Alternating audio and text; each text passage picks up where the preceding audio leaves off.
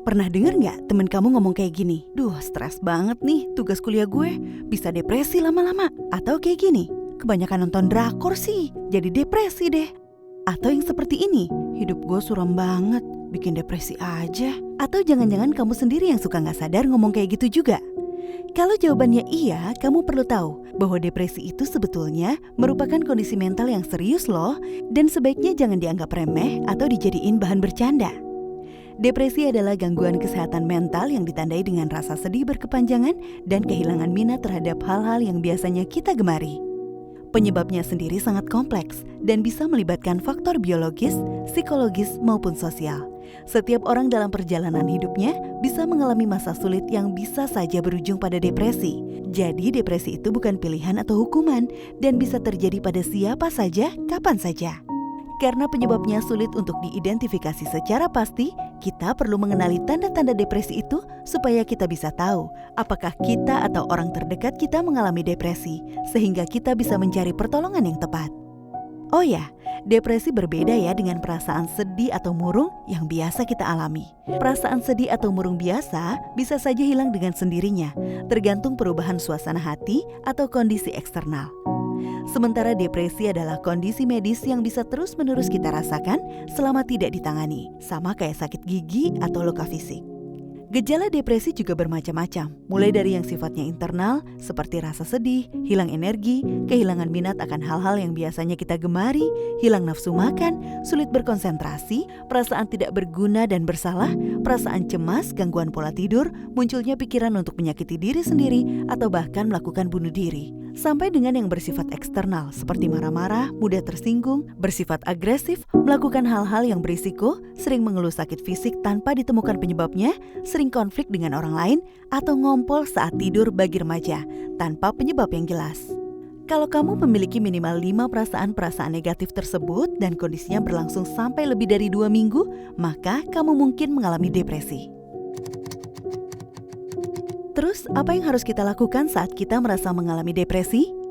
Pertama-tama, kamu perlu ngobrolin perasaan tersebut dengan orang yang bisa kamu percaya. Kamu juga bisa mencari bantuan profesional, misalnya tenaga kesehatan atau dokter, untuk memastikan secara medis bahwa kamu mengalami depresi. Jika kamu mulai merasakan emosi-emosi negatif, kamu bisa mencoba menghindari terjadinya depresi dengan menjaga hubungan yang baik dengan keluarga, teman, atau orang-orang di sekitarmu, dengan cara curhat atau berbagi cerita dengan mereka. Tetap berusaha lakuin hal-hal yang biasanya kamu gemari, walaupun kamu gak punya mood untuk ngelakuinnya.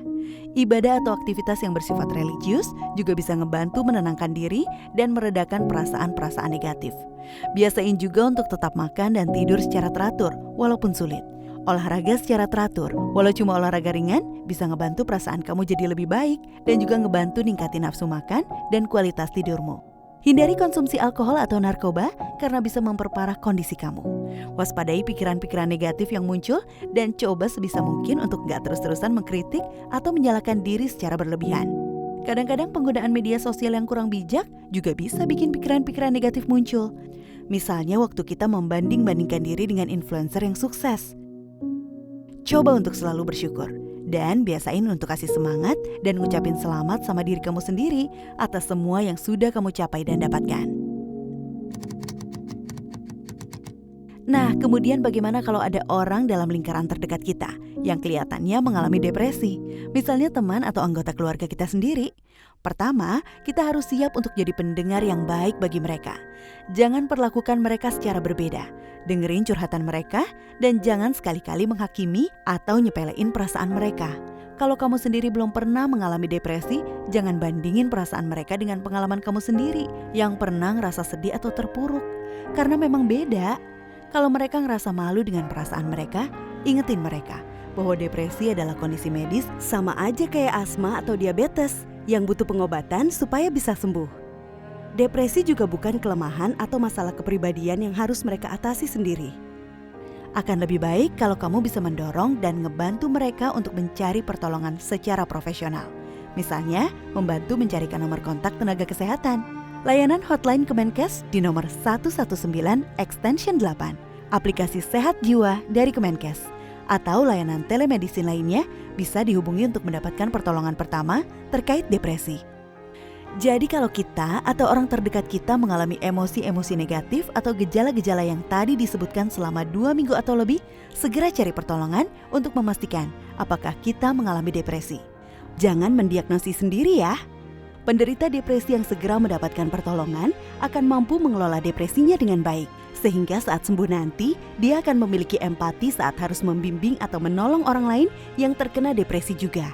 Dengan begitu, stigma terhadap depresi juga akan pelan-pelan berubah. Sehingga orang yang mengalami depresi nggak ragu lagi mencari pertolongan terbaik supaya bisa sembuh.